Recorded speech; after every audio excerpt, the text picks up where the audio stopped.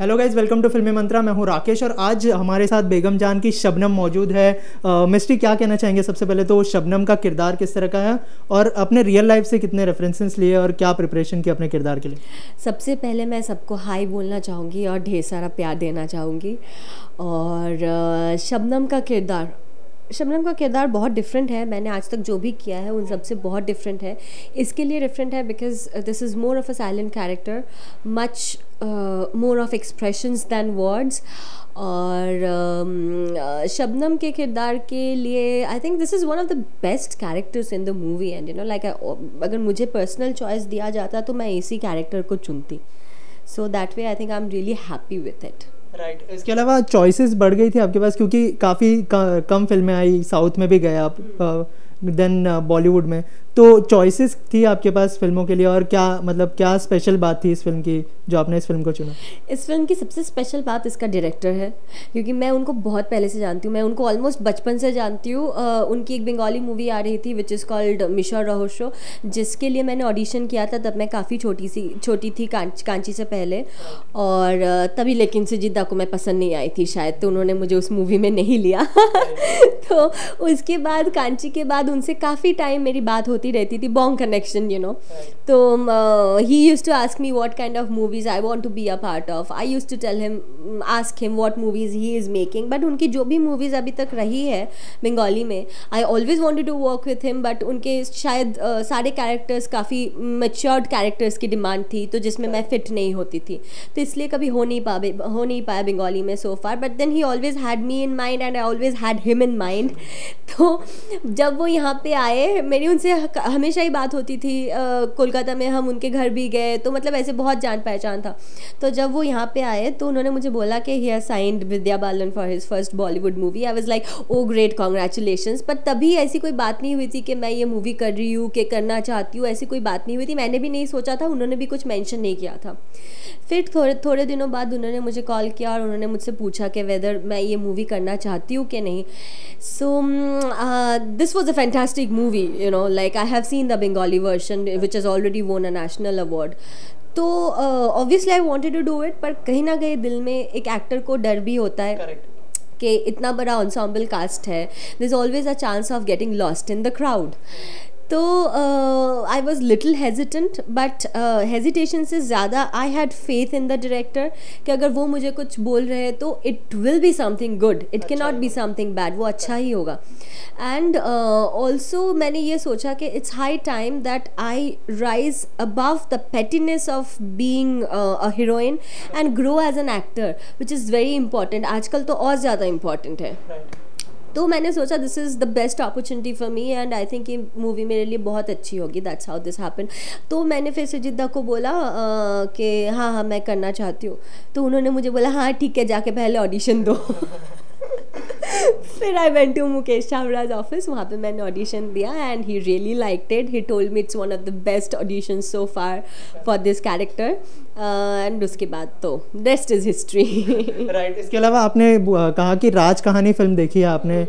ये फिल्म जो है, इस फिल्म का एडेप्टेशन है, तो कहीं ना कहीं प्रेशर था क्योंकि रीमेक बनाने के टाइम अगर कुछ गलती हो जाती है तो बहुत ज़्यादा लोग पॉइंट आउट करते हैं या फिर लोग ज़्यादा उसके ऊपर नोटिस करते हैं, तो इस बात को लेकर कितना प्रेशर था? बिल्कुल भी प्रेशर नहीं था, बिकॉज मुझे पता है कि सृजित दा इतने क्रिएटिव डायरेक्टर है ना, वो अगर कुछ रीमेक कर रहे हैं तो वो it's not exactly a remake. दोनों मूवीज़ की सोल अलग है, दोनों मूवी का प्लॉट सेम होगा but the soul is very different. And जब तक आप फिल्म नहीं देखोगे आपको समझ में नहीं आएगा, यू नो, बिकॉज वो बेगम जान और थी, ये बेगम जान और है। दोनों अपनी अपनी जगह पे बहुत खूब है, लेकिन दोनों बहुत अलग है। क्यों अलग है ये जानने के लिए आपको मूवी देखना पड़ेगा। रीमेक का टेंशन बिल्कुल भी नहीं था, क्योंकि एक मास्टरपीस को जब आप दोबारा रिक्रिएट करते हो तो ऑब्वियसली अगर पिछले बार आपने कोई गलती किया भी होगा आप उसको रेक्टिफाई करोगे, उससे अच्छा ही होगा, उससे ख़राब तो कुछ नहीं हो सकता। राइट। इसके अलावा बहुत ही बड़ी कास्ट थी जैसे आपने कहा, तो कैसी बॉन्डिंग थी सबके साथ, क्योंकि बहुत सारी हीरोइन के बीच में डिफरेंस होने लगते हैं जब बहुत सारी हीरोइन एक ही फिल्म में होती है, तो आपकी बॉन्डिंग कैसी रही? और विद्या बालन बहुत ही बड़ा हिस्सा है फिल्म का, तो उनके साथ काम करने का एक्सपीरियंस कैसा रहा? सबसे पहले मैं दूसरी लड़कियों के बारे में बोलूँगी, हमारी बॉन्डिंग बहुत अच्छी थी। No cat fights, no competition. अगर कोई अच्छा सीन डिलीवर करता था तो सब अपलॉड करते थे, सब मोटिवेट करते थे। और अगर कोई सीन किसी कारण से, अगर कोई एक्टर किसी दिन थोड़ा लो हो जाता था तो सब मिलके उसको मोटिवेट करते थे। बिकॉज एक अच्छी मूवी कभी भी एक इंसान के अच्छा परफॉर्म करने से नहीं बन सकता। It's a group effort, it's a team effort. तो सारी लड़कियों ने बहुत अच्छा काम किया है।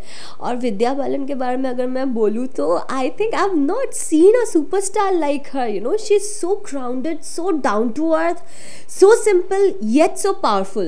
You know, I think her simplicity is her power. She has this extreme powerful aura around her that will just make you fall in love with her. And वो सबसे इतना ज़्यादा प्यार करती थी, सबका इतना ज़्यादा ध्यान रखती थी। मुझसे थोड़ा ज़्यादा करती थी मुझसे थोड़ा ज़्यादा इसके लिए करती थी कि you have seen that scene where she is slapping me. उस सीन के बाद वो हाफ एन आवर तक मुझे हग करके रोती रही। She got so emotional. तो या उसके बाद हमारी बॉन्डिंग और ज़्यादा अच्छी होगी। राइट। तो एक चीज़ आपने ऐसी कौन सी सीखी विद्या बालन से जो आप रियल लाइफ में इम्प्लीमेंट करना चाहेगी? She as a person teaches you so much. You know, the way she treats everybody in the set, director से लेके स्पॉट बॉय तक, सबसे इतना प्यार से बात करती है, अपने स्टाफ को इतना प्यार से रखती है। That is something we must learn. You know, like एक स्टार होने का मतलब सिर्फ टैंट्रम थ्रो करना नहीं होता है। एक स्टार होने का मतलब होता है कि you should be humble. That humility जो है, जो मुझे उनसे सीखने को मिली, आई थिंक वो सबसे बड़ी चीज़ है। इसके अलावा ये आपके लिए बहुत ही बड़ी अपॉर्चुनिटी होने वाली है, लेकिन आगे ऐसी कौन से जॉनर है जिसमें आप खुद को एक्सप्लोर करना चाहती है, जिसमें अभी तक आपने खुद को एक्सप्लोर नहीं किया और आपका ड्रीम है? I don't want to typecast myself as an actor कि मुझे इसी जॉनर की फिल्म करनी है, ये करनी है, वो करनी है, ये नहीं करनी है, ऐसा नहीं है। I want to explore as much as possible, जितना हो सकता है, जितने टाइप की फिल्में मैं कर सकती हूँ उतना मैं करना चाहती हूँ। And I want to come out of this comfort zone, जो कि बेगम जान में काफ़ी हुआ है, of being a bubbly cute girl, and you know, like do something which is more substantial, which has more meaning to it, more depth through it. I think these are the kind of roles that I am looking forward after this. इसके अलावा बहुत सारी woman centric फिल्मों को, content oriented फिल्मों को appreciate किया जा रहा है। Do you feel proud listening this? Yes, I definitely feel proud the way Bollywood is changing nowadays, the way people are accepting. अभी वो आर्ट फिल्म और कमर्शियल फिल्म के बीच का जो लाइन था वो मिट चुका है, and people have become very intelligent. They are accepting different kinds of films, different kinds of subjects, and I feel really proud that Bollywood is changing for the better. And अगर आप बोले women centric film के बारे में, तो I think वो script की demand होती है कि प्रोटैगनिस्ट एक लड़का होगा या एक लड़की होगी। हमको इस पे फोकस नहीं करना चाहिए कि लड़का है कि लड़की है। We should focus on the script, कि स्क्रिप्ट की डिमांड क्या है। स्क्रिप्ट में अगर लड़की की ज़रूरत है तो लड़की होगी, लड़के का ज़रूरत है तो लड़का होगा। But me being a woman, obviously I would want to do something जिसमें मैं प्रोटैगनिस्ट हूँ, तो I would favour women centric movies. इसके अलावा ऐसी कोई एक्ट्रेस है जिसे आप इंस्पायर्ड हो एक्सेप्ट विद्या बालन? विद्या बालन से ज़्यादा मैं किन का नाम लूँ? अगर रिसेंट टाइम्स में अगर किसी और का नाम लेना होगा तो it has to be Kangana. Okay. इसके अलावा बेगम जान बहुत ही जल्दी बॉक्स ऑफिस पर रिलीज़ होने वाली है, तो ऑडियंस को बताइए कि क्या यूएसपी होने वाली है बेगम जान की और क्यों देखनी चाहिए ऑडियंस को? सबसे पहले ये मूवी आपको देखनी चाहिए विद्या बालन के लिए।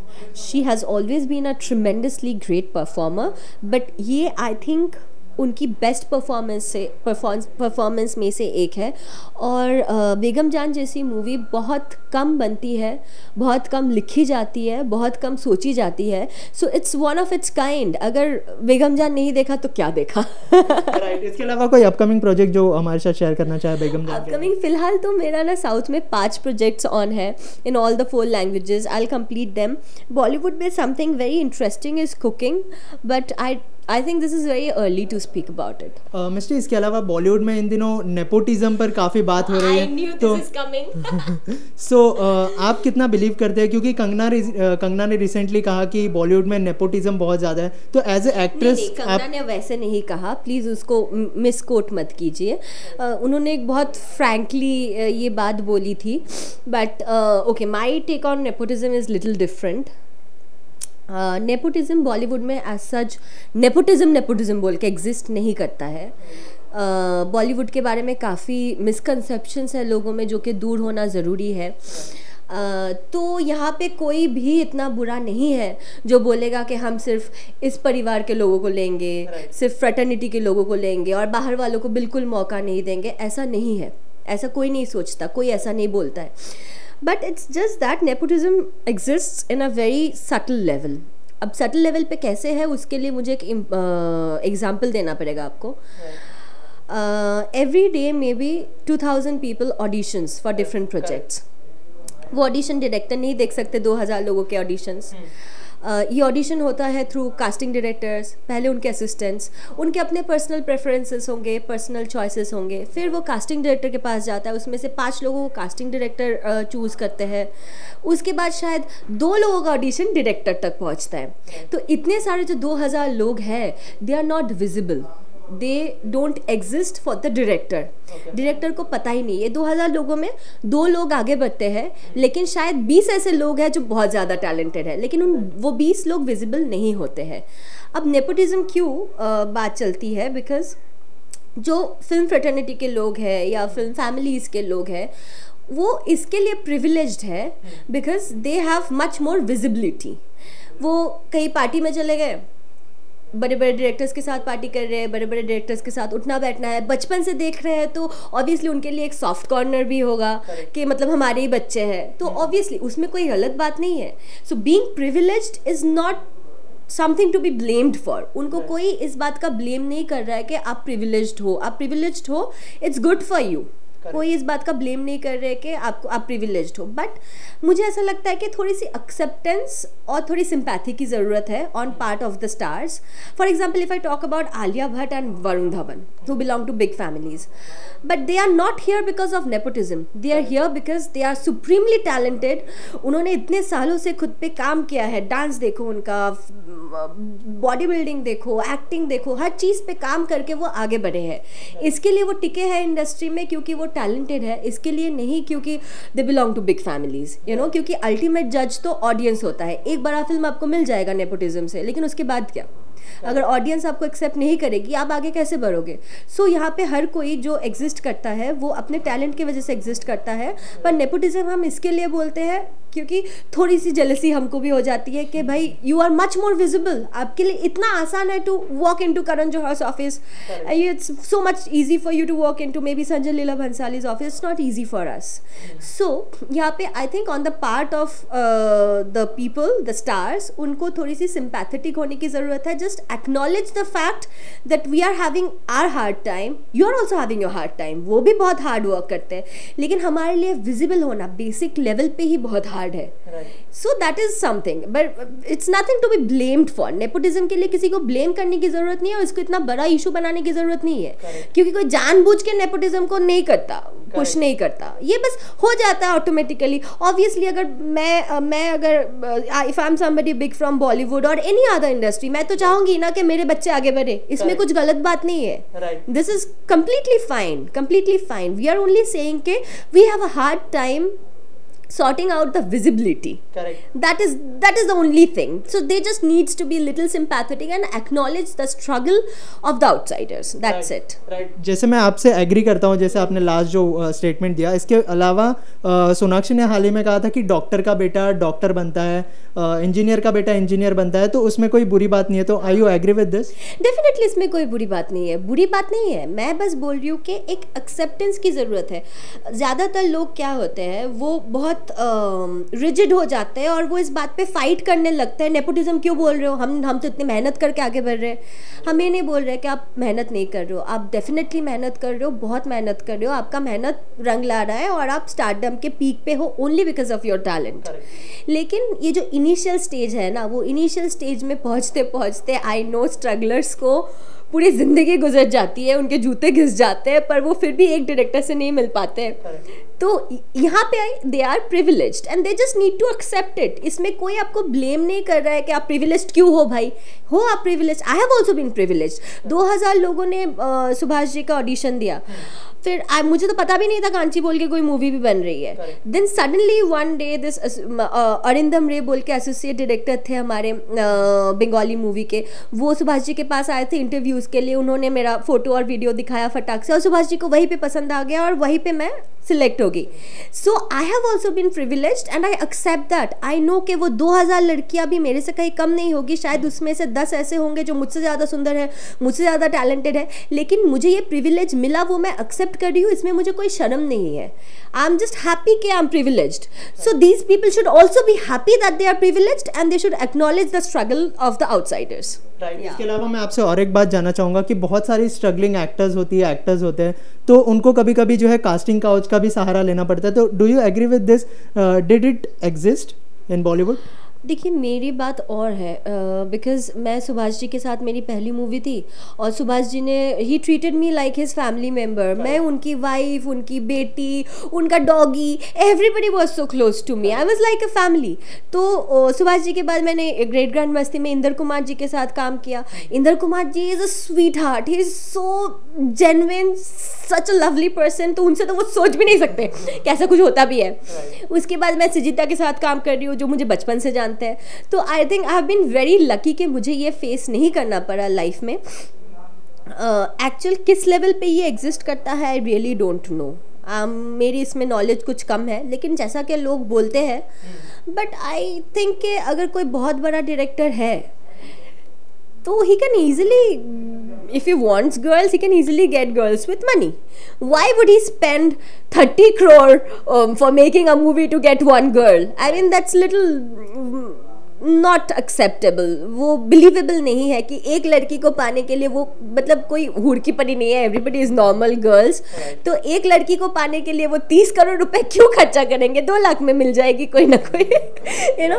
सो I really don't know how casting couch exist, but I think casting couch का जो मैटर है वो थोड़ा सा अनबिलीवेबल मुझे लगता है।